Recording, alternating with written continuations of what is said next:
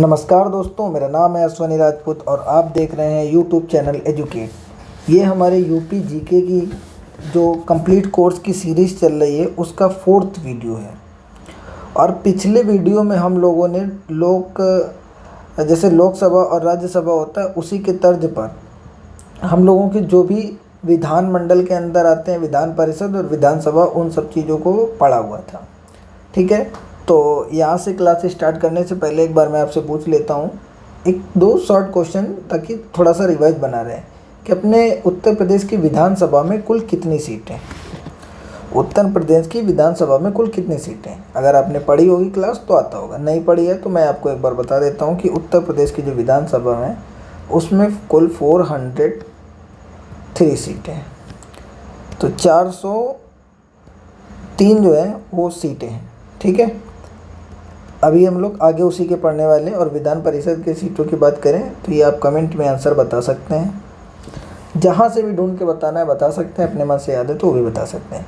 तो हम लोग इस 4th वाली क्लास में क्या पढ़ने वाले हैं कि कितने हम लोगों के उत्तर प्रदेश के मंडल हैं, कौन कौन से नगर निगम हैं, कौन कौन सा अपना न्यायिक व्यवस्था किस तरीके से है, इस चीज़ को हम लोग अभी समझने वाले हैं। तो आइए शुरू करते हैं हम लोग अगला वीडियो। तो देखिए, सबसे पहले हम लोग जानने वाले हैं कि उत्तर प्रदेश जो है उसका प्रशासनिक ढांचा किस प्रकार से बना हुआ है और पंचायती राज का उसमें क्या रोल है।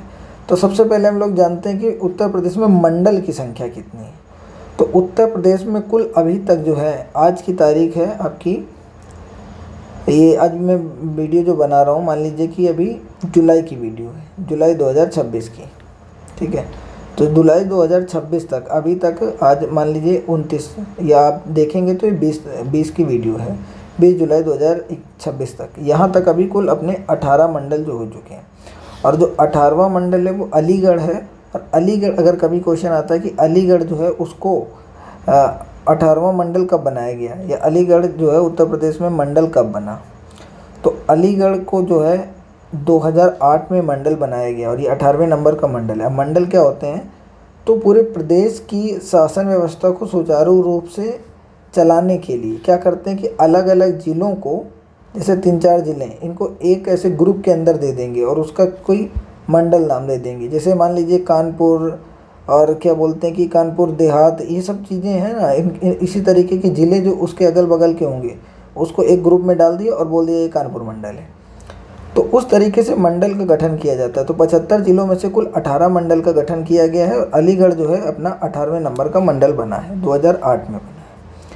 अब अगर मंडल होंगे तो ग्रुप, जैसे मैंने बोला कि राज्यों का, इसमें जो ज़िला है उसका ग्रुप होता है, तो ज़िलों के ग्रुप में कभी ऐसा हो सकता है कि कुछ जो मंडल है उसमें ज़्यादा ज़िले होंगे, मतलब ज़्यादा ग्रुप होंगे, और कुछ मंडल होंगे जिसमें कम ज़िले होंगे तो कम ग्रुप होगा। तो अगर कभी क्वेश्चन आपसे आ जाता है कि सबसे बड़ा मंडल कौन है, मतलब जिसमें सबसे ज़्यादा ज़िले शामिल हैं, तो उस तरीके से अपने 3 जो ज़िले हैं वो कानपुर, लखनऊ और मेरठ। कानपुर, लखनऊ और मेरठ जो हैं वो सबसे बड़े मंडल में आते हैं, क्योंकि यहाँ पर 6 जो है अपने ज़िले शामिल हैं उसमें। वहीं अगर सबसे छोटे मंडल की बात करते हैं तो सबसे छोटे मंडल के अपने अंदर आता है मिर्ज़ापुर, आजमगढ़, बस्ती, झांसी और सहारनपुर। ठीक है, तो इस तरीके से यहाँ पर कौन कौन से मंडल आ रहे हैं अपने सबसे छोटे उसमें, और सबसे बड़े में कितने आ रहे हैं ये समझ सकते हैं। अब एक बार हम लोग मैप में इस चीज़ को देख लेते हैं तो ये सारी चीज़ें और अच्छे से अपने क्लियर हो जाएंगी। ठीक है, तो मैप में देखने के लिए यहाँ पर देखिए लाइन भर से आपके मंडल लिखे हुए हैं। अब 18 के 18 मंडल का पहले एक बार हम लोग नाम देख लेते हैं, फिर उनकी लोकेशन क्या है वो देख लेते हैं, और उनके अंदर आने वाले कौन कौन से ज़िले उनको देखेंगे। तो सबसे पहले अगर जो है अपना मंडल की बात करते हैं तो सहारनपुर आता है। सहारनपुर जो है अपना ये टॉप पे है, सबसे ऊपर उत्तरी ज़िला भी है। वही दूसरे नंबर पे अगर बात करते हैं तो दूसरे नंबर पे अपना जो है वो मेरठ आ जाता है। तो फर्स्ट नंबर पे सहारनपुर है, दूसरे नंबर पे मेरठ हो जाता है। वही थर्ड पे अगर बात करते हैं तो मुरादाबाद जो है वो भी आपका एक मंडल में आता है। मुरादाबाद हो गया आपका। उसके बाद बरेली, अलीगढ़, आगरा, कानपुर, लखनऊ, झांसी, चित्रकूट, देवीपाटन, वाराणसी, आजमगढ़, बस्ती, अयोध्या, प्रयागराज, मिर्ज़ापुर और अलीगढ़, तो इस तरीके से अपने 18 मंडल आते हैं। अब ये जो भी 18 मंडल हैं इनको आपको नाम याद रखना है, एक बार मोटा मोटी याद रखना कि कौन कौन से मंडल हैं और कौन से नहीं हैं। ये अगर आप 18 का 75 में से 18 का केवल इतना याद रखेंगे कि कौन कौन से हैं एक गेस वर्क के लिए, तो जो नहीं है उनका आपको पता चल जाएगा। ठीक है, तो इनको मैप में एक बार लोकेशन देखते हैं और किसके अंदर कौन कौन से ज़िले आते हैं ये भी देखते हैं। तो सबसे पहले हम लोग शुरू करेंगे अपने फर्स्ट मंडल जो कि है सहारनपुर, उससे। तो देखिए मैप में अगर देखा जाए तो सहारनपुर अपना यहाँ पे टॉप पे आ रहा है। सहारनपुर जो है टॉप पे आ रहा है और ये जो है वो हिमाचल प्रदेश की सीमा को स्पर्श करने वाला सबसे उत्तरी राज्य ज़िला भी है। तो सहारनपुर के अंदर अपने जो है वो 3 मंडल आते हैं, या सहारनपुर के अंदर 3 ज़िले आते हैं। पहला ज़िला आपका खुद सहारनपुर हो जाएगा, दूसरा आपका शामली हो जाएगा और तीसरा हो जाएगा मुजफ्फरनगर। तो अगर सहारनपुर मंडल में ज़िलों की बात करते हैं तो सहारनपुर, शामली और मुजफ्फरनगर ये 3 ज़िले जो हैं वो आते हैं। और आप चाहें तो इसको पॉज करके स्क्रीनशॉट वगैरह ले सकते हैं। अभी मैं स्क्रीनशॉट लेने के लिए इसको एक सिचुएशन पे लाऊंगा, आप वहाँ से अपने नोट्स वगैरह कंप्लीट कर सकते हैं। या अगर आप चाहते हैं कि PDF फॉर्म में आपको ये नोट्स अवेलेबल हो जाएँ तो उसके लिए कमेंट्स में लिख दें और मैं आपको प्रोवाइड कर दूँगा। ठीक है, तो फर्स्ट जो आपका जो मंडल है वो सहारनपुर है। सहारनपुर मंडल में 3 ज़िले आते हैं। सबसे पहले आपका आता है सहारनपुर, शामली, मुजफ्फरनगर।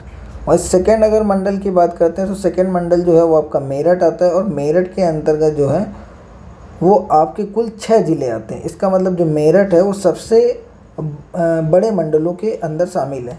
तो अगर मेरठ की बात करते हैं तो यहाँ पर बागपत, मेरठ, हापुड़, गाज़ियाबाद, गौतम बुद्ध नगर, बुलंदशहर, ये 6 मंडल जो हैं वो आते हैं। एक बार फिर से देख लीजिए कौन कौन से मंडल हैं। तो बागपत है, मेरठ है, गाज़ियाबाद है, हापुड़ है, गौतम बुद्ध नगर है, बुलंदशहर।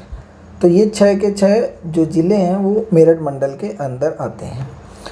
वहीं अगले अगर हम लोग मंडल की बात करते हैं तो मुरादाबाद है। और मुरादाबाद की अगर बात करते हैं तो इसमें 5 जो ज़िले हैं वो शामिल हैं। उसमें सबसे ऊपर की तरफ जो दिख रहा है ये मुरादाबाद मंडल में वो बिजनौर है, अमरोहा है, खुद मुरादाबाद है और नीचे संभल है और रामपुर है। तो बिजनौर, अमरोहा, मुरादाबाद, संभल और रामपुर जो है ये मुरादाबाद के अंदर आते हैं। अगर देखिए मैप में आपको पता होगा कि कौन सा ज़िला जो है किस तरफ है तो आप एक बार एलिमिनेशन मेथड लगाकर 1-2 आंसर को एलिमिनेट कर सकते हैं। तो वहाँ तक आप आंसर के बहुत करीब पहुँच जाएंगे अगर कभी आपसे पूछा जाता है। फिर यहाँ पर अगर तीसरे हम लोग बात करते हैं चौथे मंडल की, तो चौथा मंडल जो है आपका बरेली आता है। और बरेली के अंतर्गत जो है वो आपके 4 ज़िले शामिल हैं। एक पीलीभीत है, बरेली है, बदायूं है और शाहजहाँपुर है। पीलीभीत, बरेली, बदायूं और शाहजहाँपुर जो ये आपका बरेली मंडल के अंदर आते हैं। फिर नेक्स्ट बात करते हैं हम लोग तो अलीगढ़ आता है। और अलीगढ़ जो है उसके अंदर देखा जाए तो अलीगढ़ खुद है, कासगंज है, एटा है और हाथरस है। अलीगढ़, कासगंज, एटा और हाथरस ये 4 जो मंडल हैं वो अलीगढ़ के अंदर आते हैं। और अगले मंडल की बात करते हैं तो आगरा आता है।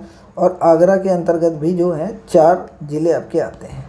तो आगरा के अंतर्गत मथुरा, आगरा जो कि जुड़े हैं वो आते हैं, मथुरा, आगरा। फिर आपका फिरोजाबाद है और मैनपुरी है। जैसे फिरोजाबाद जो है ना वो एक नगर निगम भी है और आगरा भी जो है ना वो नगर निगम है। ठीक है, मथुरा भी यहाँ पे नगर निगम है। तो टोटल नगर निगम कितने हैं वो भी हम लोग आगे भी डिस्कस करेंगे। 17 नगर निगम है, कौन कौन से उनको भी डिस्कस करेंगे क्योंकि वहाँ से क्वेश्चन आ चुका है। तो अगर आगरा मंडल की बात करें तो मथुरा, आगरा, फिरोजाबाद और मैनपुरी ये 4 ज़िले जो हैं उसके अंतर्गत आते हैं। फिर आगरा के बाद अगर हम लोग बात करते हैं तो कानपुर की बात करते हैं तो कानपुर में देखिए कानपुर जो है सबसे बड़े मंडल के अंतर्गत आता है। एक मेरठ और एक कानपुर और एक लखनऊ, ये सबसे बड़े जो हैं वो मंडल के अंतर्गत आते हैं। तो कानपुर में अपना शामिल है फर्रुखाबाद है, कन्नौज है, इटावा है, औरैया है, कानपुर देहात है और कानपुर नगर है।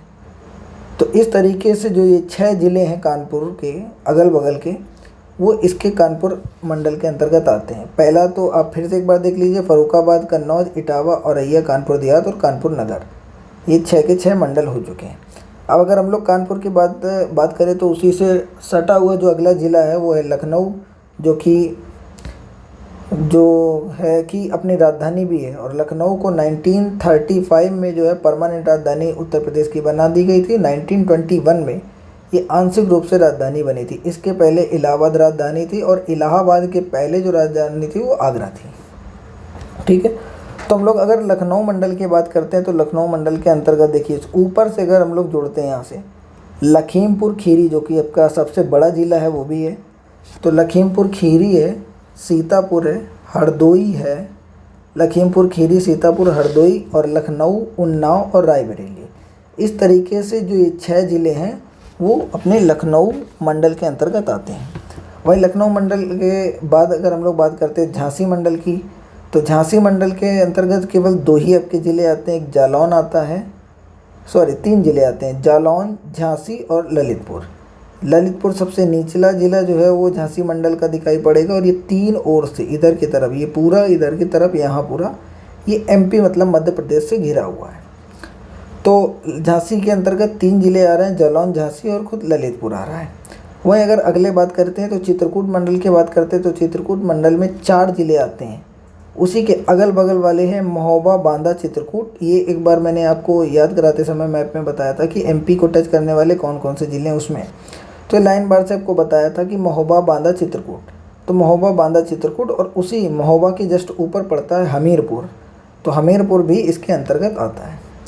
फिर अब अगर हम लोग देख चुके हैं यहाँ पर चित्रकूट मंडल की, तो अगले बात करते हैं हम लोग प्रयागराज मंडल की। तो प्रयागराज मंडल में अपने 4 ज़िले शामिल हैं। तो अगर कभी क्वेश्चन आता है कि प्रयागराज सबसे बड़े मंडल में शामिल है क्या, तो इसका जवाब होगा कि प्रयागराज सबसे बड़े मंडल में शामिल नहीं है। केवल 3 सबसे बड़े मंडल हैं, कानपुर है, लखनऊ है, मेरठ है। इनमें 6 ज़िले शामिल हैं। तो अगर प्रयागराज मंडल की बात करते हैं तो प्रयागराज में कुल 4 ज़िले आते हैं, फतेहपुर, प्रतापगढ़, कौशाम्बी और प्रयागराज। फतेहपुर, कौशाम्बी, प्रयागराज और प्रतापगढ़, ये 4 ज़िले जो हैं वो शामिल हैं इसमें प्रयागराज में। हाँ, यहाँ पर फतेहपुर जो है वो कानपुर से बिल्कुल सटा हुआ है, इसलिए कभी आपको कंफ्यूज कर सकता है, क्वेश्चन ऐसे बना सकता है कि फतेहपुर किस मंडल के अंतर्गत आता है। तो जितने लोग कानपुर या उसके अगल बगल वाले होंगे वो ये गेस कर सकते हैं, या वो ऐसा धोखा हो सकता है उनको, जिनको ये लगे कि हाँ कानपुर के बगल में ही जो ज़िला पड़ता है फतेहपुर है, तो हो सकता है कानपुर मंडल के अंतर्गत आए, लेकिन नहीं, प्रयागराज मंडल के अंतर्गत आता है अपना फतेहपुर। फिर यहाँ पर प्रयागराज मंडल के बाद हम लोग बात करते हैं मिर्ज़ापुर की। तो मिर्ज़ापुर के अंतर्गत ओनली 2 जो डिस्ट्रिक्ट हैं या 2 ज़िले हैं वो आते हैं। उसमें से आपका मिर्ज़ापुर आता है और एक स्वयं सोनभद्र आता है। तो मिर्ज़ापुर और सोनभद्र ये 2 ज़िले हैं जो अपने कानपुर मंडल के अंतर्गत आते हैं, और ये मिर्ज़ापुर जो है सबसे छोटे मंडलों में से एक है। इसमें एक और मंडल है जो आपका मतलब एक और ज़िला है इसमें छूट रहा है, तो इसमें 3 हैं रियल में। एक आपका छोटा सा जगह पड़ता है यहाँ पर संत रविदास नगर। तो संत रविदास नगर, मिर्ज़ापुर और सोनभद्र, ये 3 ज़िले जो हैं वो मिर्ज़ापुर के अंतर्गत आते हैं, 3 ज़िले। ठीक है, तो यहाँ सोनभद्र की थोड़ी बात करते हैं। तो सबसे दक्षिणी ज़िला जो है वो उत्तर प्रदेश का सोनभद्र है, और ये इस तरफ से एमपी से घिरा हुआ है। यहाँ पर छत्तीसगढ़ है नीचे की तरफ, इधर झारखंड है और इधर बिहार टच करता है। तो 4 जो हैं राज्य जो हैं सोनभद्र को स्पर्श करते हैं। तो सबसे ज़्यादा उत्तर प्रदेश का जो वो ज़िला जिसको सबसे ज़्यादा राज्य स्पर्श करते हैं तो वो है सोनभद्र। ठीक है, तो सोनभद्र के बाद अगर हम लोग अगला बात करते हैं जो है मिर्ज़ापुर मंडल पढ़ लिया है। मिर्ज़ापुर के बाद बात करते हैं वाराणसी की। तो वाराणसी के अंतर्गत अपने 4 मंडल आते हैं। एक आता है 4 ज़िले आते हैं। एक आता है आपका जौनपुर, वाराणसी, चंदौली और गाजीपुर। जौनपुर, वाराणसी, चंदौली और गाजीपुर। देखिए 100% आपको याद नहीं रहेगा, लेकिन आपका अगर ज़िला की आइडिया है कि कौन सा ज़िला किस तरफ पड़ता है, तो उससे क्या होगा कि आप गेस कर सकते हैं, एलिमिनेशन मेथड यूज़ करके उस समय क्वेश्चन को सॉल्व कर सकते हैं। फिर वहीं अगला क्वेश्चन अगर हम लोग देखा जाए या अगला मंडल की बात करते हैं तो वो आजमगढ़। और आजमगढ़ के अंदर 3 ज़िले जो आते हैं। आजमगढ़ है आपका, आजमगढ़, मऊ और बलिया। आजमगढ़, मऊ और बलिया जो है ये आजमगढ़ मंडल के अंतर्गत आते हैं। अब आजमगढ़ की बात करते हैं हम लोग देवी पाटन मंडल की। देवी पाटन मंडल या इसको गोरखपुर मंडल के नाम से भी जाना जाता है। तो यहाँ पर महाराजगंज, कुशीनगर, गोरखपुर और देवरिया, महाराजगंज, कुशीनगर, गोरखपुर और देवरिया, ये 4 जो ज़िले हैं वो गोरखपुर मंडल या देवी पाटन मंडल के अंतर्गत आते हैं। ठीक है, तो अगला हम लोग मंडल की बात करते हैं। तो गोरखपुर मंडल के बाद हम लोग बात करते हैं अपना बस्ती मंडल की। बस्ती मंडल में आपका सिद्धार्थनगर, बस्ती और संत कबीर नगर, सिद्धार्थनगर, बस्ती और संत कबीर नगर, सिद्धार्थनगर, बस्ती और संत कबीर नगर, ये 3 ज़िले जो हैं आपका बस्ती मंडल के अंतर्गत आते हैं। वहीं देवी पाटन जो है, देखिए देवी पाटन अलग है, यहाँ पर शायद मैंने मिस्टेक से बोल दिया है गोरखपुर, इसका मतलब कि यहाँ भी डेटा थोड़ा गलत है, ये गोरखपुर इस जगह पर गलत लिखा हुआ है। ठीक है,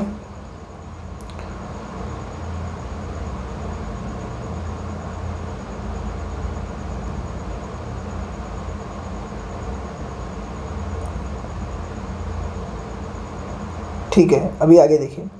तो बस्ती तक हम लोगों ने पढ़ लिया। देवी पाटन की बात करते हैं तो देवी पाटन के अंतर्गत श्रावस्ती, बलरामपुर, बहराइच और गोंडा, ये 4 ज़िले आते हैं।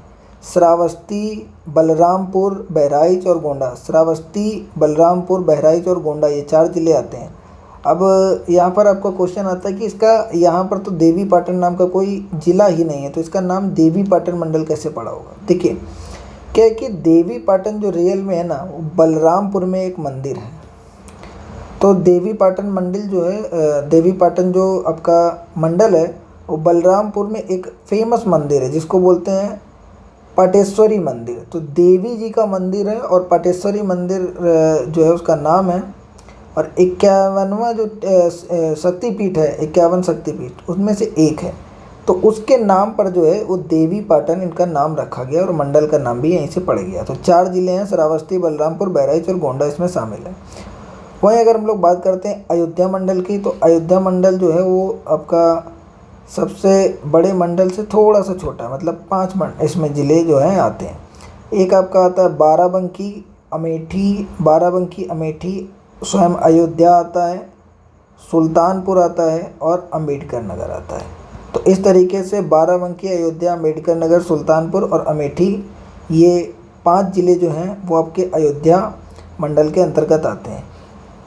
वहीं लखनऊ मंडल को हम लोग पढ़ चुके हैं तो इसको दोबारा नहीं पढ़ेंगे, और बरेली मंडल को भी हम लोग पढ़ चुके हैं। तो इस तरीके से जो है बरेली मंडल जो है एक बार देख लेते हैं। पीलीभीत, बरेली, बदायूं, शाहजहाँपुर, पीलीभीत, बरेली, बदायूं, शाहजहाँपुर। तो इस तरीके से ये 4 जो ज़िले हैं वो आपके बरेली के अंतर्गत आते हैं, बरेली मंडल के। तो इस तरीके से अगर हम लोग बात करते हैं यहाँ पर, तो 18 के 18 मंडल जो हैं वो हम लोगों ने पढ़ लिए हैं। और 18 मंडल पढ़ने के बाद में अब हम लोग क्या करते हैं यहाँ पर कि आगे देखते हैं इनसे और क्या हो सकता है। 18वां मंडल कौन सा है, उत्तर प्रदेश में अलीगढ़ जो है वो पड़ता है, 18वां मंडल है, 2008 में बना था। तो अब हम लोग इतनी इन्फॉर्मेशन लेने के बाद आगे की तरफ चलते हैं कि अगला जो हम लोग डिस्कशन करने वाले हैं। तो अगला यहाँ पर डिस्कशन करने वाले हैं कि उत्तर प्रदेश में कितने तहसील हैं, कितने ज़िले हैं, कितने नगर पंचायत हैं, कितने शहर हैं, ये सब चीज़ें ध्यान से देखने वाले हैं। तो अगला अगर हम लोग बात करते हैं तो यहाँ पर देखा जाए 75 ज़िले जो हैं, डिस्ट्रिक्ट हैं, वो सबको पहले ही मैंने बताया, बहुत बार बताया कि 75 ज़िले हैं। तहसील कितनी हैं, तो लगभग 350 तहसील हैं उत्तर प्रदेश में। और नगर निगम की बात करते हैं तो 17 नगर निगम जो है उत्तर प्रदेश में है। और 17वां नगर निगम जो था वो उत्तर प्रदेश का शाहजहाँपुर पड़ता है, वो 17वां नगर निगम था। ठीक है, तो इतनी चीज़ अभी क्लियर हुई कि 75 ज़िले हैं, 17 नगर निगम है और शाहजहाँपुर जो है वो 17वां नगर निगम है।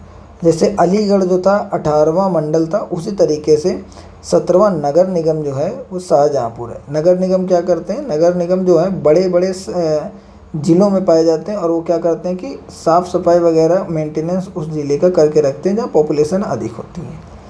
तो उसी तरीके से नगर पंचायत की बात करते हैं तो 541 मतलब 541 जो है वो नगर पंचायत हैं, नगरों के लिए जो पंचायत बनती है। और नगर पालिका परिषद की बात करते हैं तो 200 नगर पालिका परिषद हैं। ये डाटा जो है वो थोड़ा थोड़ा चेंज होता रहता है, क्योंकि जैसे जैसे जनगणना वगैरह होती रहती है तो इसके अकॉर्डिंग ये ऊपर नीचे डेटा होता रहता है। नीचे तो नहीं होता, ऊपर ही होने का इसमें चांस रहता है। तो कुल शहरी निकाय जो हैं वो 758 शहरी निकाय हैं।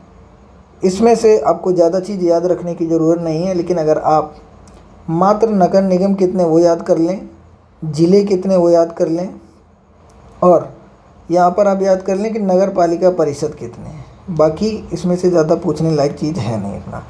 तो हम लोग अगर एक बार नगर निगम पढ़ रहे हैं तो देखिए नगर निगम से क्वेश्चन पूछा जा सकता है। कैसे पूछा जा सकता है कि निम्नलिखित में से कौन सा नगर निगम नहीं है। तो आपको 17 जो नगर निगम उनमें से कोई 3 दे देगा और एक ऐसा होगा जो नगर निगम नहीं होगा, वो आएगा और आपसे पूछेगा उसी समय कि निम्नलिखित में से कौन सा जो है वो उत्तर प्रदेश में नगर निगम नहीं है। तो अगर आपको मालूम होगा कि 17 के 17 नगर निगम कौन से हैं, तभी आप जो नहीं है उसको कर पाएंगे। तो हम लोग सबसे पहले क्या करते हैं कि 17 के 17 नगर निगम को एक बार देख लेते हैं, ठीक है। तो उत्तर प्रदेश में कुल 17 नगर निगम है और 17 नंबर का नगर निगम जो था वो शाहजहाँपुर है, और मथुरा और वृंदावन एक सम्मिलित रूप से मतलब संयुक्त रूप से एक ही नगर निगम के अंतर्गत आते हैं। सबसे पहले अगर नगर निगम की बात करें तो लखनऊ, कानपुर, वाराणसी, आगरा और प्रयागराज, इन जगह पर सबसे पहले नगर निगम स्थापित किया गया था। अब हम लोग क्या करेंगे, नगर निगम पढ़ेंगे कौन कौन से हैं, उसको थोड़ा सा ट्रिक वगैरह लगाने की कोशिश करेंगे कि कौन कौन सा है। देखिए सबसे पहले एक चीज़ ध्यान दीजिएगा कि जो भी बड़ा ज़िला है या फेमस ज़िला है जो ज़्यादातर अक्सर सुनने को मिलता है, वहाँ नगर निगम ज़रूर होगा, ठीक है। और बाकी मैं थोड़ा थोड़ा फंडा आपको बताता रहूँगा जिससे आप उसको रिकॉल कर पाएँ कि कहाँ पे नगर निगम है। अगर हम लोग लखनऊ की बात करते हैं तो लखनऊ देखिए राजधानी है जो है राज्य की, तो राजधानी है तो वहाँ नगर निगम होगा कन्फर्म, इतनी चीज़ क्लियर हुई।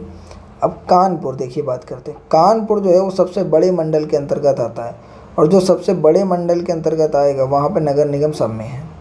तो कानपुर, अब देखिए एक चीज़ ये है कि कानपुर से मैं भी आता हूँ, तो जहाँ मैं रहूँगा वहाँ तो भाई नगर निगम मैं बनवा के रहूँगा, ठीक है। तो उसी तरीके से कानपुर नगर निगम जो है वो भी जो है नगर निगम है एक।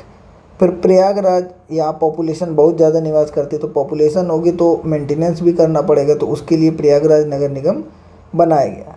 अब वाराणसी जो है अपनी सांस्कृतिक राजधानी बोली जाती है उत्तर प्रदेश की, तो सांस्कृतिक राजधानी मतलब जहाँ पर पूजा पाठ वगैरह के लिए बहुत से यात्री जो है आते हैं।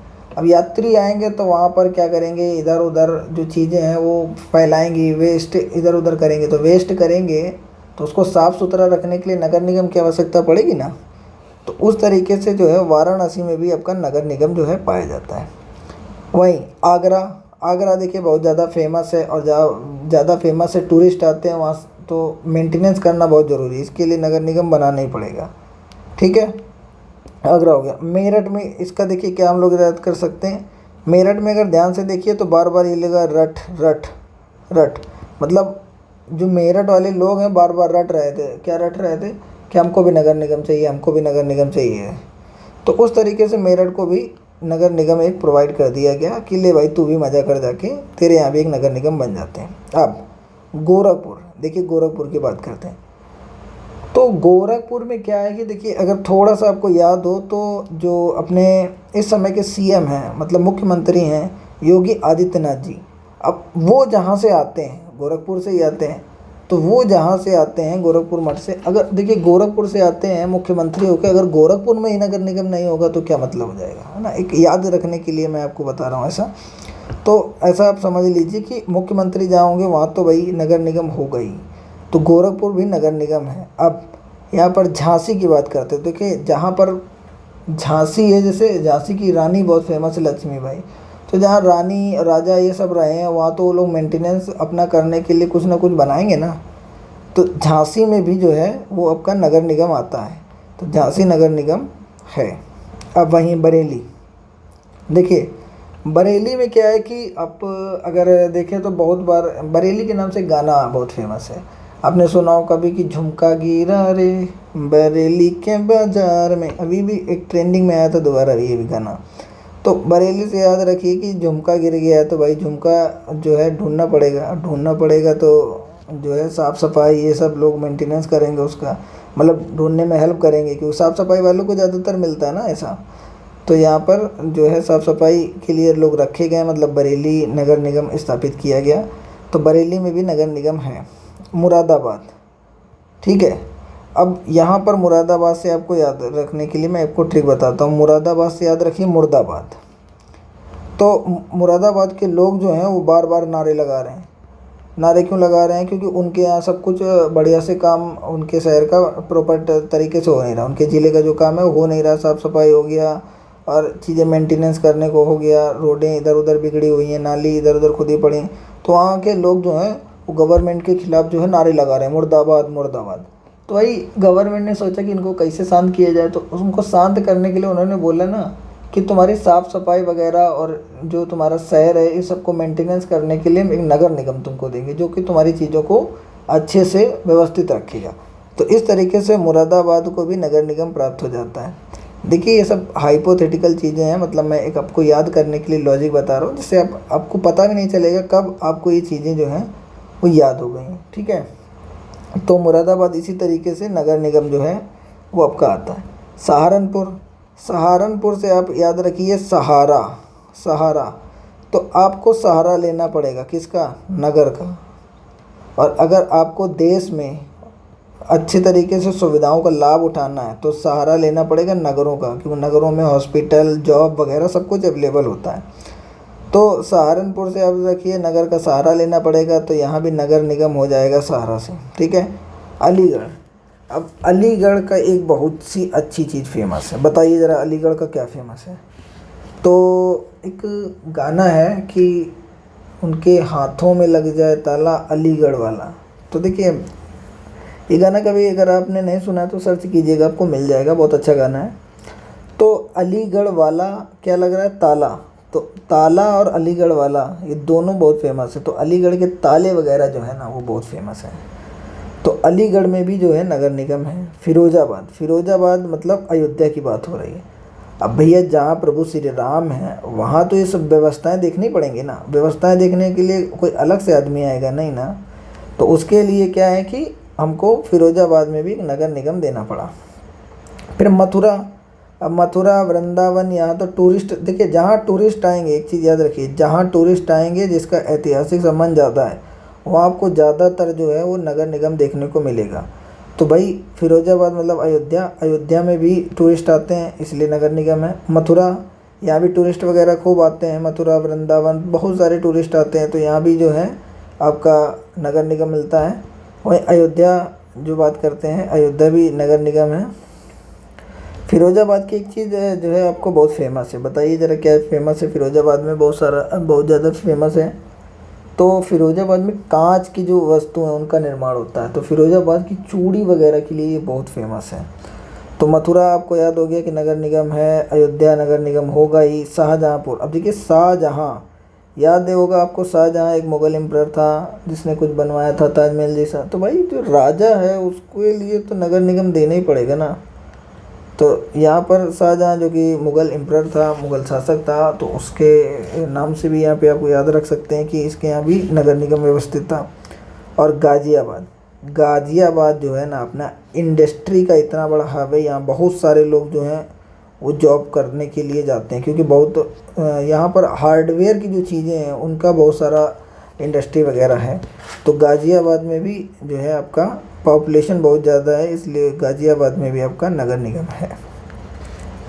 तो इस तरीके से 17 के 17 नगर निगम को कुछ कुछ लॉजिक से हम लोगों ने देख लिया है। अब अगर फिर से एक बार हम लोग देखें तो आप इसको आराम से स्क्रीनशॉट लेके और घर पे बैठ के अच्छे से कोई रट्टा मारिए 2-3 बार, ठीक है। तो वहाँ से आपका ये क्लियर हो जाएगा कि नगर निगम वाले 17 के 17 ज़िले आपके कौन कौन से हैं। शाहजहाँपुर जो था वो 17वां था, आपको याद रखना है। हाँ, एक क्वेश्चन यहाँ से मैं आपसे डिस्कस करता हूँ कि अगर कभी क्वेश्चन ऐसा पूछा जाता है कि 17वां नगर निगम जो शाहजहाँपुर बना है उसको कब बनाया गया, तो सन चल रहा था आपको 2018, सन 2018, 18वीं लोकसभा की बात हो रही। 18वीं लोकसभा का इलेक्शन जो हो गया है उसके बाद की बात, नहीं सॉरी 17वीं लोकसभा की बात हो रही। तो 17वीं देखिए 17 नंबर का नगर निगम बना ना, तो 17वीं लोकसभा का चुनाव हुआ उसके बाद बना है। तो सन 2018 में, और ये शायद मार्च का महीना था, उस महीने में जो है वो बनाया गया था, ठीक है। तो अगर फिर से यहाँ पे क्वेश्चन, कभी क्वेश्चन क्या पूछा जाता है आपसे, क्वेश्चन अगर पूछा जाता है आपसे कि इसको क्या बोलते हैं, शाहजहाँपुर को जो है वो कब बनाया गया था, 17वां नगर निगम, तो 2018 में। और मार्च अप्रैल, देखिए इसको याद रखने का भी ट्रिक बता देते, तो ये 17 लिखा है तो आगे वाले नंबर को बढ़ाइए और 27 कर दीजिए, 27 हो गया। और मार्च और अप्रैल, ये अप्रैल में बनाया गया है, ठीक है। तो अप्रैल में जो है ना 27 अप्रैल 2018 को बनाया गया है 17वां नगर निगम। इतनी चीज़ आपको क्लियर हो चुकी है।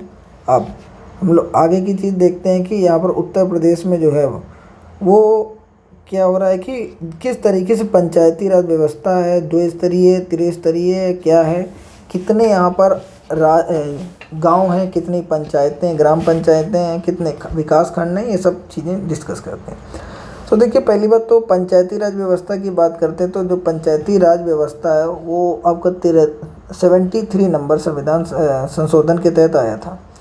कॉन्स्टिट्यूशन अमेंडमेंट एक्ट चल रहा था 73, और सन चल रहा था आपका 1992। यहाँ पर जो है ना वो पंचायती राज व्यवस्था को इंट्रोड्यूस किया गया था, मतलब लागू किया गया था।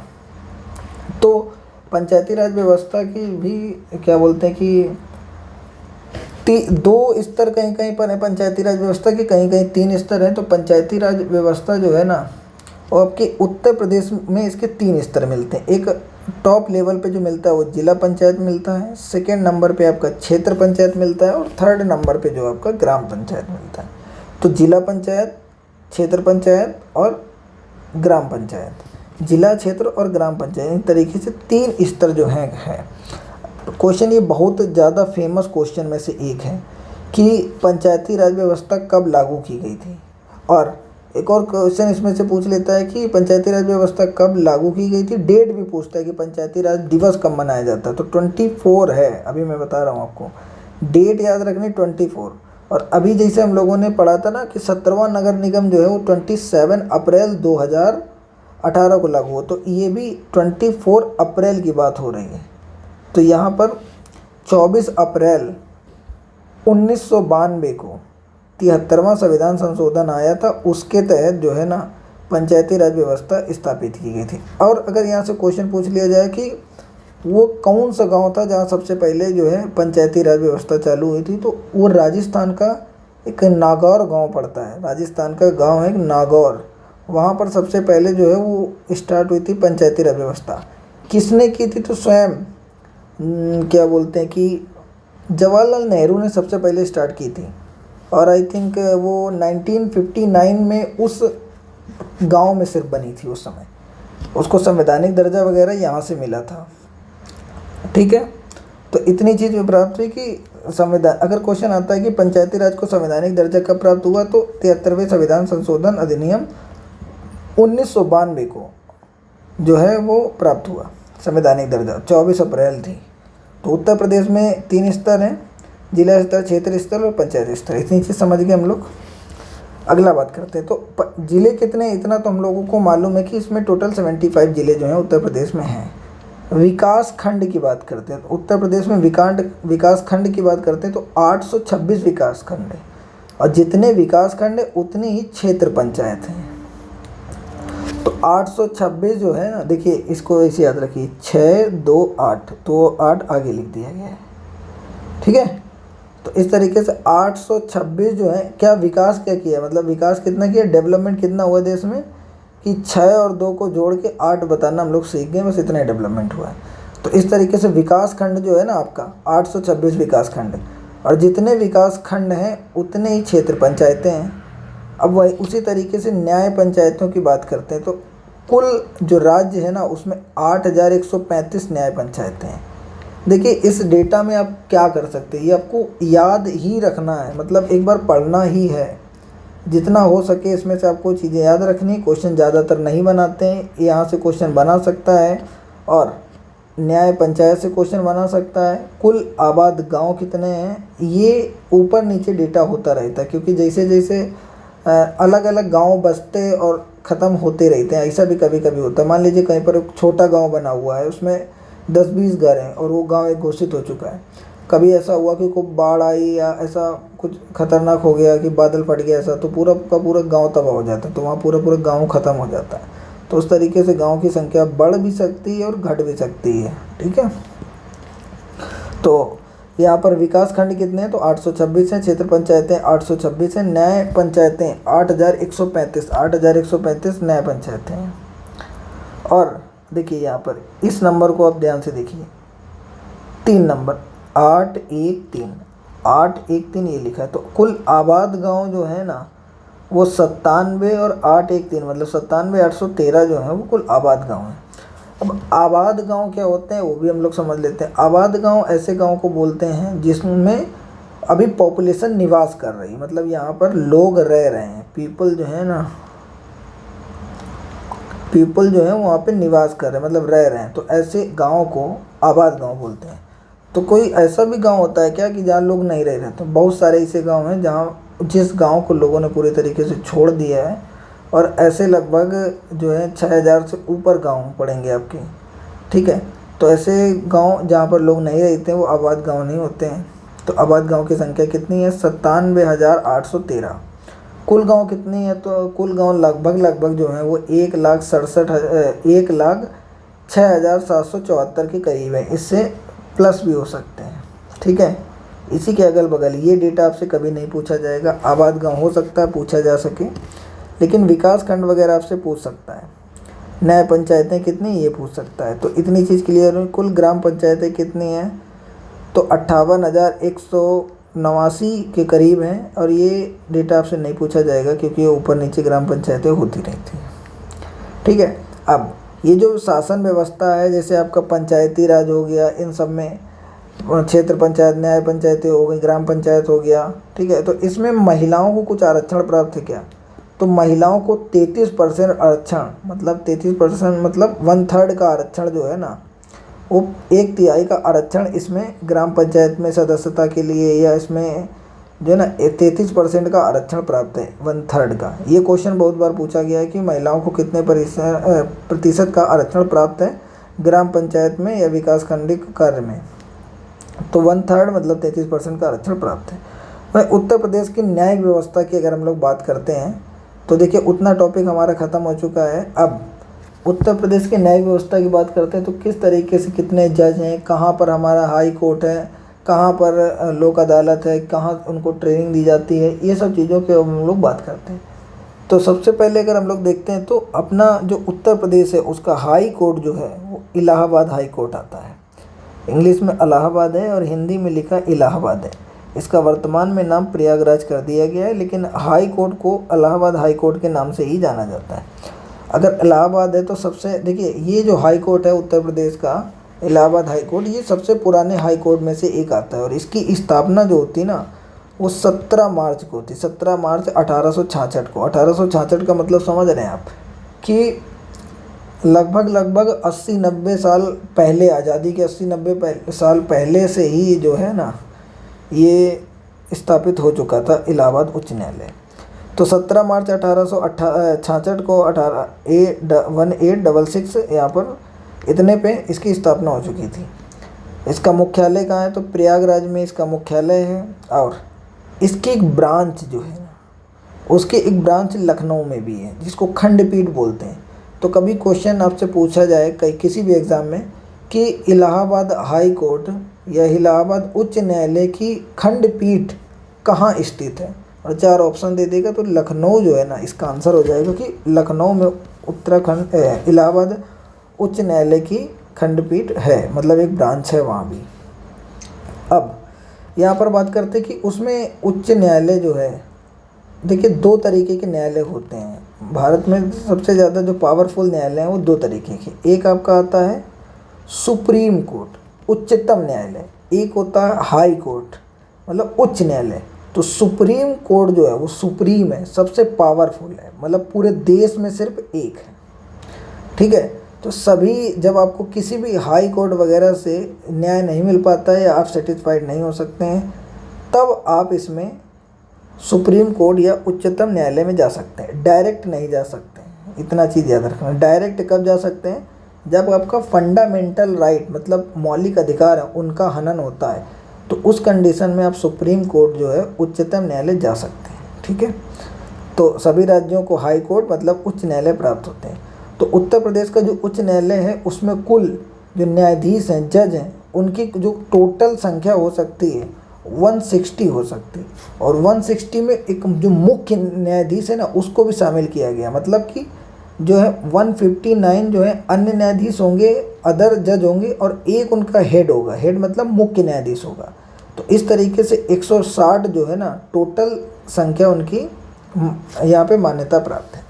तो अगर क्वेश्चन आपसे पूछा जाए कि इलाहाबाद उच्च न्यायालय में स्वीकृत न्यायाधीशों की कुल संख्या कितनी है, तो स्वीकृत न्यायाधीशों की कुल संख्या है 160, मतलब 159 जो है आपका अन्य न्यायाधीश है और एक मुख्य न्यायाधीश, इनको मिलाकर जो है, दोनों को मिलाकर जो है ना 160 जो है न्यायाधीश हैं और स्वीकृत संख्या है। इतनी चीज़ आपको समझ में आ चुकी है, ठीक।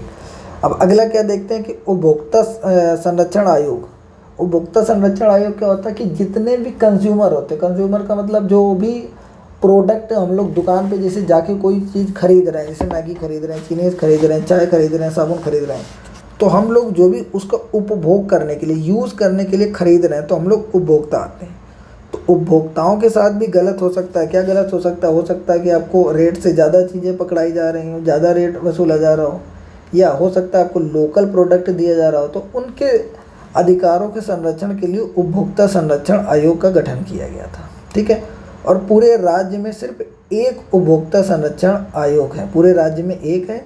और ज़िले में तो सभी ज़िले में एक एक होते हैं, मतलब 75 ज़िले हैं ना, तो 75 ज़िलों में जिला आयोग होगा उपभोक्ता संरक्षण के लिए। और राज्य भर में अगर बात करते हैं तो राज्य आयोग में केवल एक है, क्योंकि राज्य की बात हो रही है। अब उपभोक्ता संरक्षण अधिनियम जो है ना वो 2019 के तहत ये लोग काम कर रहे हैं। पहले दूसरा था, अभी जो लेटेस्ट में इसका जो है संशोधन वगैरह हुआ है, उपभोक्ता संरक्षण अधिनियम 2019, ठीक है। इतनी चीज़ समझ में आ गई है। क्या इसमें काम होगा? तो उपभोक्ताओं के जो संरक्षण आयोग उसमें क्या काम होगा? जो उपभोक्ता हैं, अब मान लीजिए कि हम 20 रुपये का कोई चीज़ खरीद के लाते हैं, 20 रुपये का बिस्किट खरीद के लाते हैं। अब उस पर कुछ हमको एक्सपायर प्रोडक्ट दे देता है, या उसको रेट से ज़्यादा ले लेता है, या यहाँ पर लोकल प्रोडक्ट दे देता है, तो हम उसकी कहीं ना कहीं उसका क्या करेंगे कि शिकायत करेंगे। तो कंज्यूमर कोर्ट हो गया एक तरीके से, आयोग हो गया कंज्यूमर प्रोटेक्शन आयोग, उसमें शिकायत करेंगे। अब अगर 20 रुपये का बिस्किट के लिए हमारे 20 लाख रुपए लग जाए तो उसका कोई मतलब होगा? नहीं होगा ना, तो आदमी जाएगा ही नहीं। तो उन सब चीज़ों को, जो न्याय है उसको सस्ता तरीके से, सुलभ तरीके से, आसानी से उपलब्ध हो सके, उसके लिए ये संरक्षण आयोग जो है बनाए गए हैं, उपभोक्ता संरक्षण आयोग। तो इतनी चीज़ आपको क्लियर हो चुकी है, ठीक है। अब आगे देखते हैं इसी को हम लोग। तो आगे हम लोग देखेंगे कि और भी न्याय व्यवस्था में कौन कौन सी चीज़ें शामिल हैं। तो अगर उत्तर प्रदेश की बात करते हैं तो यहाँ पर CBI न्यायालय जो होते हैं, CBI न्यायालय कुल 6 हैं। अब CBI न्यायालय क्या होते हैं? जैसे किसी केस की जांच जो है वो अगर CBI करती है, CBI की टीम जो होती है वो किसी केस की जांच करती है, तो उसका जो फैसला वगैरह होता है उस केस को CBI न्यायालय में चलाया जाता है। इस तरीके से उत्तर प्रदेश में 6 CBI न्यायालय हैं, ठीक है। और 6 में से कहाँ है? तो 4 जो हैं वो लखनऊ में आते हैं और 2 हैं वो गाज़ियाबाद में। तो CBI न्यायालय टोटल 6 हैं, उसमें से 2 ही जिलों में स्थित हैं, 4 जो हैं वो लखनऊ में स्थित हैं और 2 जो हैं वो आपके गाज़ियाबाद में स्थित हैं। क्या काम होता है? तो गंभीर आर्थिक अपराध एवं भ्रष्टाचार के मामलों की सुनवाई किया करते। देखिए CBI जांच नहीं बैठाल दी जाती किसी चीज़ के ऊपर कि कहीं बहुत बड़ा घपला कर दिया, ऐसा कुछ कर दिया, तो CBI जांच होती है। CBI जांच होती है मतलब आर्थिक गंभीर अपराध कर दिया है, भ्रष्टाचार बहुत बड़ा उसमें पाया गया है ना, तो उस कंडीशन में जो आपका CBI जांच होती है और CBI न्यायालय जो है उनका उसमें इस चीज़ का सुनवाई की जाती है। अब पारिवारिक न्यायालय का मतलब है जैसे आपका परिवार का कोई विवाद हो गया, जैसे हस्बैंड और वाइफ, ये 2 लोग हो गए, हस्बैंड वाइफ, इन दोनों में वो लड़ाइयाँ हो रही हैं और ये लोग अब रहना नहीं चाहते हैं, तो तलाक वाला मैटर हो गया, इनका दहेज प्रथा वाला, ये सब चीज़ें हो गई ना, तो परिवार न्यायालय इस मैटर को सुलझाता है। क्योंकि देखिए बड़े बड़े जो है न्यायालयों की संख्या कम है, केस बहुत सारे पेंडिंग, इसलिए इन सब तरीक़ों के लिए जो घरेलू विवाद को सुलझाने के लिए पारिवारिक न्यायालयों की स्थापना की गई। और ये 1984 से जो है ना पारिवारिक न्यायालय चल रहे हैं। इसमें क्या किए जाते हैं? जैसे वैवाहिक विवाद हो गया, शादी से कोई मैटर अब में चल रहा है, जैसे क्या हुआ कि पहले ऐसा बहुत होता था कि अगर लड़की देखने गए, लड़की देख के आ गए दूसरी, शादी के टाइम क्या किया ना कि किसी और लड़की को बैठाल दिया। गांव में ऐसा पहले बहुत चला करता था, गांव साइड में, पुराने टाइम की बात है, अभी तो ऐसा नहीं होता है। तो क्या करते थे कि लड़की देखने गए, उस समय दूसरी लड़की, और जो शादी के समय है तो मंडप में दूसरी लड़की से शादी हो गई, क्योंकि वो लोग घूंघट ही रखते थे तो पता ही नहीं चलता था। बाद में अगर वो लोग विरोध करते तो मारकूट हो जाती थी को। तो उस तरीके से जो वैवाहिक विवाद है उनको सुलझाने के लिए, तलाक वगैरह का मैटर हो गया हस्बैंड वाइफ के बीच, उसको सुलझाने के लिए, और जो भरण पोषण दिया जाता है, भरण पोषण का मतलब जैसे नहीं आपसे तलाक होता है तो उस समय पैसा मंथली कुछ मेंटेनेंस लिया जाता है, उस सब मैटर को सुलझाने के लिए कि कितना मेंटेनेंस जाएगा कितना नहीं जाएगा, ये पारिवारिक न्यायालय के अंतर्गत आता है। ठीक है। और कस्टडी में किसको रखना है, उसमें से लड़का बच्चा किसके हाथ में जाएगा किसके नहीं जाएगा, ये सब मैटर उसमें सुलझाए जाते हैं पारिवारिक न्यायालय में। 1984 से चल रहा है। अब उसी तरीके से अगर हम लोग बात करें, इंडस्ट्रियल ट्रिब्यूनल होते हैं। इंडस्ट्रियल ट्रिब्यूनल मतलब अगर कोई इंडस्ट्री लगी हुई है, उसमें कोई विवाद होता है, उससे रिलेटेड कोई मैटर आता है, ठीक है, जैसे कि मान लीजिए कि उसमें जो लोग हैं उनके बीच में कुछ विवाद हो गया, या उस इंडस्ट्री ने कुछ मैटर कर दिया, तो उनसे रिलेटेड जो भी केस आएगा वो जो है औद्योगिक न्यायालय के अंतर्गत आता है। तो कुल इस तरीके से 6 औद्योगिक न्यायालय हैं उत्तर प्रदेश में, जिनके अंदर ये औद्योगिक न्यायीकरण वाला मामला पहुंचेगा। तो उनमें से आपका प्रयागराज, लखनऊ, मेरठ, आगरा, कानपुर और गोरखपुर। ठीक है, ये 6 के 6 आपको याद रखने हैं।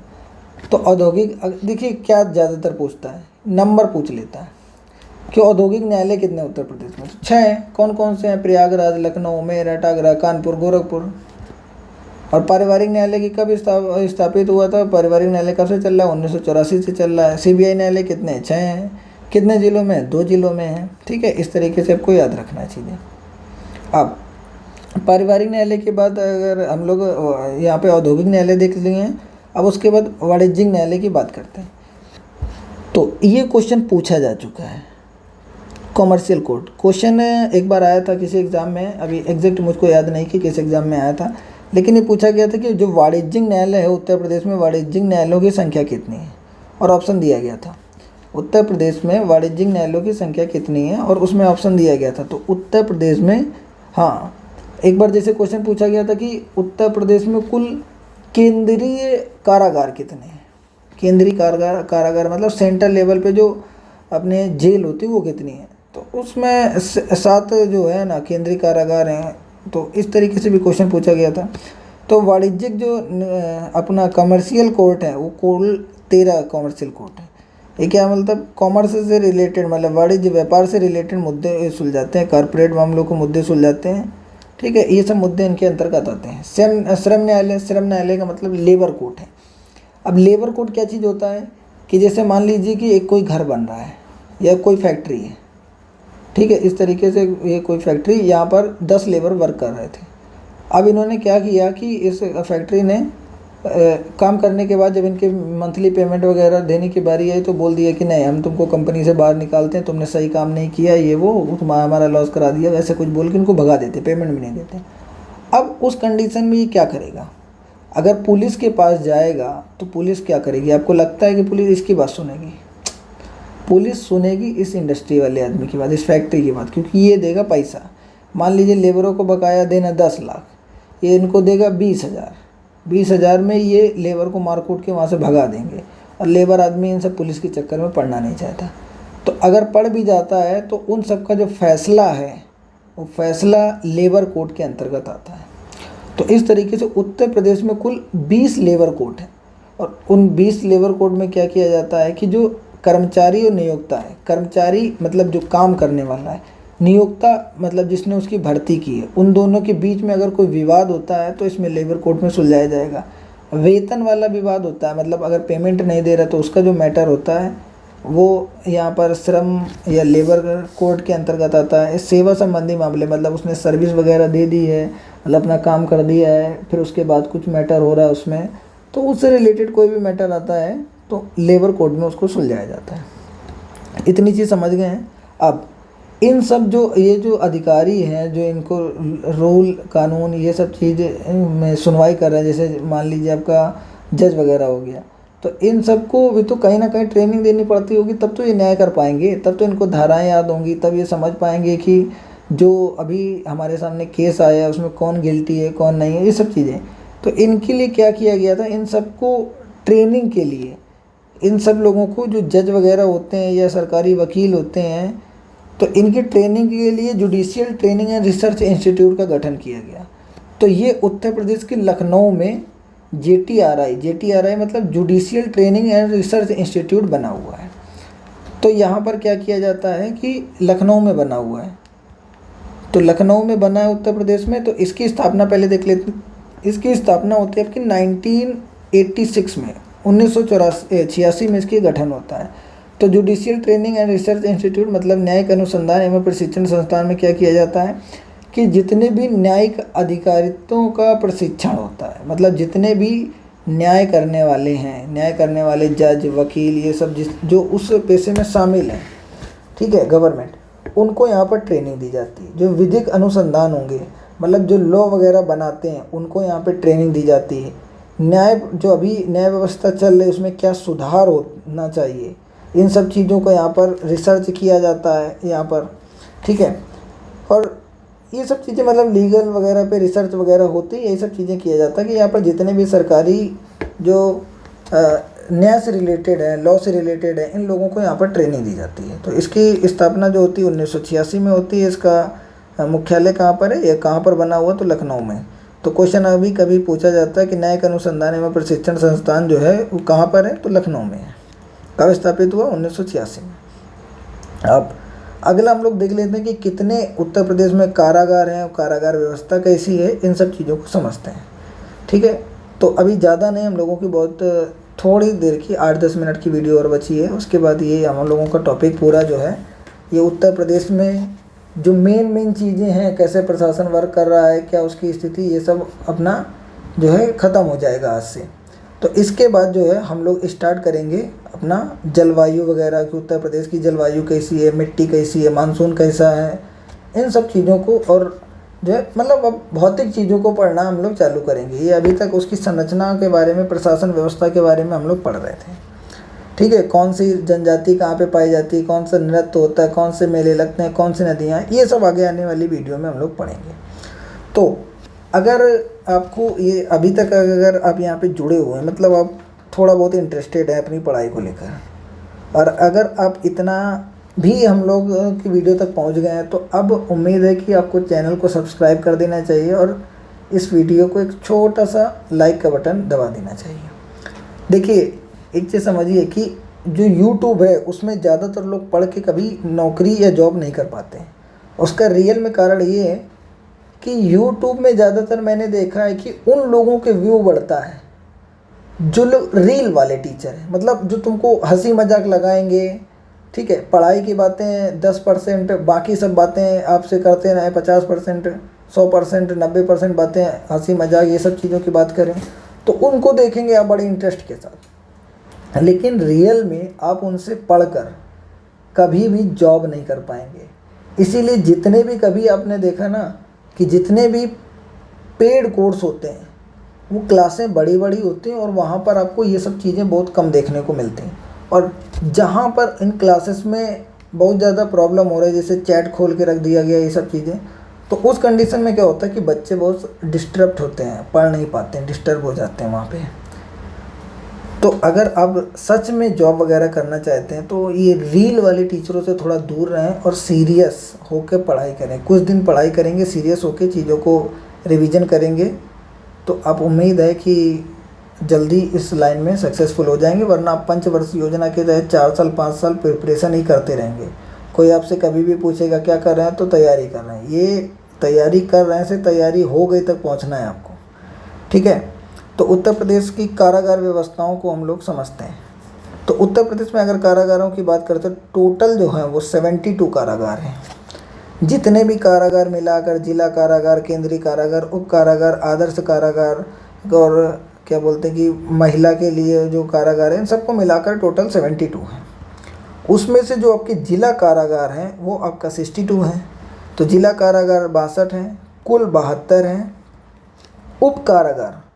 उप कारागार आपके 2 हैं और केंद्रीय कारागार, केंद्रीय कारागार इस जगह तो ये थोड़ा सा गलत लिखा हुआ है। केंद्रीय कारागार जो है ना आपके 5 ही हैं, सॉरी 5 ही केंद्रीय कारागार हैं। एक बार क्वेश्चन किसी चीज़ में आया था, क्वेश्चन आया था आपका, उसमें इसकी संख्या 7 मानी गई है। उस क्वेश्चन में इसका सही जवाब जो है 7 लिखा हुआ था। ठीक है, तो हम लोग भी अभी 7 मान लेते हैं। फिलहाल क्या 2 कारागार ऐसे हैं जो केंद्रीय कारागार के अंतर्गत नहीं आते हैं। कौन कौन सा आप देखिए, जो एक किशोरी सदन होता है ना, और नारी बंधन होता है, नारी बंदी निकेतन, ये जो है उसमें सेंट्रल में नहीं आते, लेकिन उन लोगों ने आंसर करते समय इसको यूज़ किया था। तो हम लोग फ़िलहाल इसको अभी दोनों ऑप्शन को लेके चलते हैं, क्योंकि दोनों जगह अलग अलग आंसर दिया हुआ है। ठीक है, तो कुल कारागार समझते हैं अभी कितना है। लेकिन अगर आपको क्वेश्चन आता है तो 7 और 5 2 आते हैं, तो आप 7 को लगा सकते हैं, क्योंकि एक जगह पर आयोग ने आंसर सही ठहराया हुआ 7 को। इतनी चीज़ समझ में आ चुकी है आपको। अब केंद्रीय कारागार कितने हैं, तो 7 हैं। 5 मैं यहाँ पे बताता हूँ, 2 नीचे बता देता हूँ। तो जो अगर कारागार की बात करते हैं तो कहाँ पर है, आगरा में है, बरेली में है, वाराणसी में है, प्रयागराज के नैनी में है, और इटावा में है। ठीक है, अभी इनसे मैं क्वेश्चन यहाँ से पूछता हूँ कि ये जो 5 आपके स्थान लिखे हुए हैं, इनमें से किस जगह पर नगर निगम नहीं है। इनमें से कोई 4 में नगर निगम है और 1 में नहीं है। अब बताइए ज़रा कितना आपको याद रह गया है, इतना देखते हैं। ठीक है, तो फिलहाल हम लोग केंद्रीय कारागार की बात करते हैं। तो 5 केंद्रीय कारागार आपका आगरा, बरेली, वाराणसी, नैनी, प्रयागराज में है, और इटावा। इन 5 जगह पर जो है ना आपके केंद्रीय कारागार मिलते हैं। फिर उप कारागार कितने, 2 हैं, और कहाँ कहाँ पर, एक महोबा में है और सहारनपुर में। महोबा नीचे की तरफ पड़ता है दक्षिण में, और जो सहारनपुर पड़ता है वो सबसे उत्तर में पड़ता है। तो सहारनपुर के देवबंद में और महोबा में, इन 2 जगह पर उप कारागार स्थित है। ठीक है, इतनी चीज़ क्लियर है। अब आगे की देखते हैं। वहीं आदर्श कारागार की बात करते हैं, तो आदर्श कारागार का कॉन्सेप्ट कहाँ से आया, पहले इसको समझते हैं कि आदर्श कारागार होते कहाँ हैं। आदर्श कारागार में ये होता है कि मेन पर्पस जो होता है वो सज़ा देना नहीं होता है। यहाँ पर मेन पर्पस रखा जाता है, मुख्य उद्देश्य होता है कि हम लोग कैसे इस कैदी का जीवन स्तर उच्च कर सकें, इसका जो है दोबारा इसमें सुधार करके दोबारा ये कहीं बस जाए जाके, मतलब इसकी सज़ा वगैरह कम हो तो अच्छे से अपना जीवन यापन करे, बाहर जाके बसे जाके। तो इस तरीके से गतिविधियाँ यहाँ पे सिखाई जाती हैं, तो उस पर ज़्यादा फोकस किया जाता है, ना कि सज़ा काटने पर कि उसने क्राइम किया तो उसको ज़बरदस्ती सज़ा करवानी है, उसको ऐसा यातनाएँ देनी है, तो उस टाइप का नहीं है। आदर्श कारागार में जो है वो सुधारात्मक कार्य किए जाते हैं। तो आदर्श कारागार जो है आपका एक है, कहाँ पर है, तो लखनऊ में है। इसका गठन कब हुआ था, तो 1949 में। देखिए ध्यान से देखिए, 1949 में, मतलब कि जिस समय अपना संविधान लागू हुआ था। संविधान कब लागू हुआ, 26 जनवरी 1950 को। तो उसके 1 वर्ष पहले आदर्श कारागार बन चुका था। इतनी चीज़ याद रखिए बस। तो लखनऊ में इसका जो है आदर्श कारागार है। और कितने यहाँ पर हैं आपके आदर्श कारागार में, कब स्थापना हुई, 1949 में काम किया गया था। आदर्श से याद रखिए कि यहाँ सुधारात्मक कार्य किए जाएंगे। सुधारात्मक का मतलब सुधार करने की कोशिश की जाएगी, और पुनर्वास पे ज़्यादा फोकस किया जाएगा। पुनर्वास मतलब जब इसका यहाँ से सज़ा वगैरह कम हो तो ये जाके पुनर्वास करे, मतलब अपना घर वगैरह बनाए, उस तरीके से अपना जीवन यापन करे, क्राइम के एरिया में वे दोबारा काम ना करें, क्राइम क्षेत्र में ना रहे। ठीक है, फिर उसी तरीके से नारी बंदी निकेतन होता है। नारी बंदी निकेतन मतलब अभी देखिए इस समय जो है ना बहुत सारे ऐसे केस चल रहे हैं जिसमें आपको, जैसे मुस्कान करके लड़की हो गई, और अभी आपने देखा था कि न्यूज़ में कोई पहाड़ से धक्का दे रहा है, कोई क्या एक काट के उसको फ्रिज में लगा दे रहा है, कोई मिक्सी में पीस दे रहा है। ठीक है, कोई लेडीज़ मिक्सी में पीस दे रही है, कोई पहाड़ी पर से धक्का दे रही है। तो उस तरीके की जो महिलाएं क्राइम करती हैं ना उत्तर प्रदेश में, अगर उनको हाई कोर्ट सज़ा देता है तो उनको नारी बंदी निकेतन में रखा जाता है। इन सभी मोहतरमाओं को नारी बंदी निकेतन में रखा जाता है। और ये है कहाँ पर, तो नारी बंदी निकेतन जो है ना वो लखनऊ में है। उद्देश्य क्या है कि महिला बंदियों के लिए विशेष सुरक्षा, सुधार एवं पुनर्वास की व्यवस्था की जाए। जिनको उम्र कैद वगैरह नहीं हुई है, वैसे हालांकि महिलाओं को उम्र कैद वगैरह नहीं होती है, कम सज़ा ही मिलती है उनको, तो उन महिलाओं के लिए विशेष सुरक्षा का मैटर क्या है कि जैसे महिलाएं हैं उनको जेल में रख दिया गया तो उनका शोषण वगैरह ना हो, यौन शोषण ना हो, तो इस तरीके से उनको ध्यान देने के लिए उसमें महिला ही कैदी रहती हैं, तो उनको जो है विशेष सुरक्षा में रखा जाता है। उन्हें सुधार करने की कोशिश की जाती है कि इनका जो दिमाग ख़राब हो गया है ना ये रील देख के, वो थोड़ा सुधार हो जाए। और पुनर्वास मतलब इनकी जब सज़ा ख़त्म होगी तो ये दोबारा इस क्राइम में शामिल ना हो, इस तरीके से इन पर ध्यान दिया जाता है, इन सब चीज़ों को इसमें सिखाया जाता है। तो नारी बंदी निकेतन कहाँ पर है? लखनऊ में है। और काम क्या है ये आप समझ चुके हैं। अब वहीं होता है किशोर सदन। किशोर सदन क्या होता है? जैसे कभी कभी क्या होता है कि कुछ लोग जो है ना वो नाबालिग होते हैं, लेकिन वो क्या करते हैं कि क्राइम कर देते हैं। नाबालिग मतलब 18 साल के नीचे का कोई आयु का व्यक्ति है, 16 साल, 15 साल, 14 साल, और किसी वजह से कोई क्राइम कर देता है, चोरी कर लेता है या किसी का मर्डर कर देता है, इस तरीके से। तो जो नाबालिग लोग होते हैं ना उनको ही किशोर सदन में रखा जाता है। तो अगर किशोर सदन में रखेंगे तो देखिए क्या करेंगे, उसको सिखाने की कोशिश करेंगे ताकि अभी उसकी उम्र कम है, जब वो यहाँ से निकले तो चोरी, डकैती, मर्डर, इन सब चीज़ों क्राइम से दूर रहे, अपनी एज उनको ठीक से मतलब यूटिलाइज़ करें। तो इस तरीके का जो है ना वो बरेली में है। तो किशोर सदन जो है, किशोर सदन किशोर के लिए 18 वर्ष से कम आयु के जो भी बच्चे क्राइम करते हैं उनके लिए जो सदन बनाया गया वो बरेली में है। इस तरीके का जेल है। और इसमें क्या किया जाता है? किशोर अपराधियों के सुधार, शिक्षा एवं पुनर्वास हेतु संस्थान यह है। ये अब आपको बता ही दिया है कि सुधार करना है, उनको शिक्षा देंगे, जब पढ़े लिखे होंगे तब समाज में भागीदारी लेंगे जाके। उसी तरीके से अब जितने भी लोग जेल वगैरह में, कारागार में काम कर रहे हैं, जैसे पुलिस हो गया, ये सब जेल वार्डन के जो भी अधिकारी वगैरह लगते हैं, ठीक है, जेल का जो इंचार्ज वगैरह होता है, ठीक है, तो उस तरीके के जो लोग होते हैं उनको भी तो कहीं ट्रेनिंग देनी पड़ेगी ना। तो उनको ट्रेनिंग के लिए ये संपूर्णानंद कारागार प्रशिक्षण संस्थान का गठन किया गया। लखनऊ में संपूर्णानंद कारागार प्रशिक्षण संस्थान का गठन किया गया था 1940 में। देखिए कब, बहुत पहले ये सब चीज़ें हो चुकी हैं, अभी तो ऐसा कुछ बन ही नहीं रहा है, ठीक है। तो 1940 में जो संपूर्णानंद कारागार प्रशिक्षण संस्थान का गठन किया गया, कहाँ पे किया गया? तो लखनऊ में किया गया था। अब क्या करेंगे अभी बताइए। देखिए प्रशिक्षण मतलब यहाँ पर ट्रेनिंग होती है। तो कारागार लिखा है तो मतलब कारागार में जो लोग काम कर रहे हैं, जेल में काम कर रहे हैं, उनकी ट्रेनिंग हो रही है, उन अधिकारियों की। तो संपूर्णानंद प्रशिक्षण संस्थान उत्तर प्रदेश का कारागार विभाग का एक प्रमुख प्रशिक्षण संस्थान है। यहाँ पर कारागार अधिकारियों, कर्मचारियों को व्यावसायिक एवं सुधारात्मक प्रशिक्षण है, मतलब किस तरीके से कि कैदी से पेश आना, ये सब चीज़ें यहाँ पर सिखाई जाती हैं। तो मतलब हम लोगों को इतना वहाँ पे ऐसे कदम नहीं उठाना है कि मानवाधिकार वगैरह आयोग को प्रॉब्लम हो जाए, ये सब चीज़ें हैं जो आपको। तो यहाँ से हम लोगों का ये पूरा टॉपिक जो है ये ख़त्म होता है। आज से हम लोगों का जो डेटा वाला जो था मोटा मोटा वो ख़त्म हो चुका है। अब हम लोग फिजिकल वाली चीज़ें पढ़ेंगे, जैसे डांस हो गया, नृत्य कौन सा है, कौन सी नदी है, कौन सा मेला कहाँ पे लगता है, ये सब चीज़ें हम लोग अब पढ़ेंगे। कौन सी मिट्टी है, कौन सी जलवायु है, किस तरीके की फसलें होती हैं, ये सब चीज़ें जो हम लोग अगले आने वाली वीडियो से पढ़ेंगे। तो यहाँ तक जो था आपका रट्टा मारने वाली चीज़ें थी वो मैंने एक्सप्लेन की है, समझाने की भी कोशिश की और याद कराने की भी कोशिश की। लेकिन अगर आपको ये फिर भी अच्छा लगा है हमारा वीडियो और हमारी मेहनत, तो प्लीज़ आप समझदार हैं इसके बाद क्या करना है, ठीक है। Thank you for watching.